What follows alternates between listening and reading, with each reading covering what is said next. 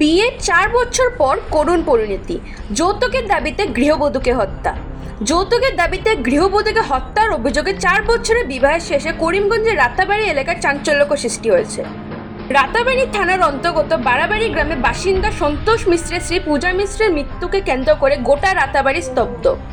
মৃতার পরিবারের অভিযোগ, দীর্ঘদিন ধরে যৌতুকের দাবিতে পূজার উপর শারীরিক ও মানসিক নির্যাতন চালানো হচ্ছিল। ১ জানুয়ারি মারধর, তারপরে তাকে হত্যা করে ঘটনাটিকে আত্মহত্যা বলে চালানোর চেষ্টা। পরিবারের সদস্যের দাবি, তার শরীরে একাধিক আঘাতের চিহ্ন ছিল।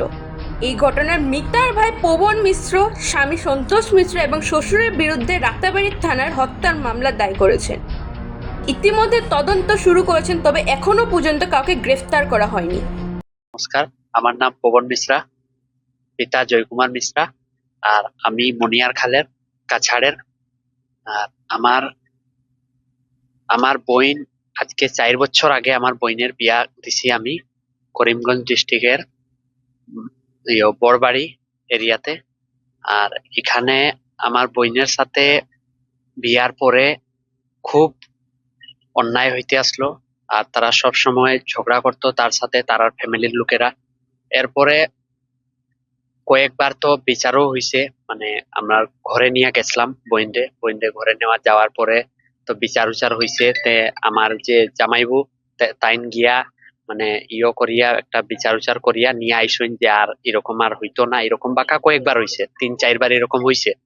হওয়ার পরে তো তারা আইছে, তারপরে প্রায় টাইমে আমার বোন ফোন করিয়া কইতো যে এরকম এরকম প্রবলেম হর, আর তারা সব সময় যন্ত্রণা দেয়, মারামারি করে। এরপরে ৩-৪ বার এরকম হইছে।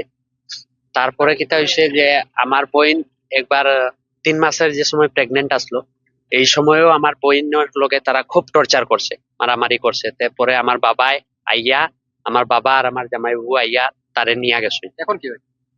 এখন তো গতকালকে সকালে খবর পাওয়া গেছে যে আমার মার এখানে ফোন গেছিল। ফোন যাওয়ার পরে কইছে যে জামাইবুর যে বাবা, তাইন ফোন করিয়া কইছেন যে তোমার মেয়ে মারা গেছে।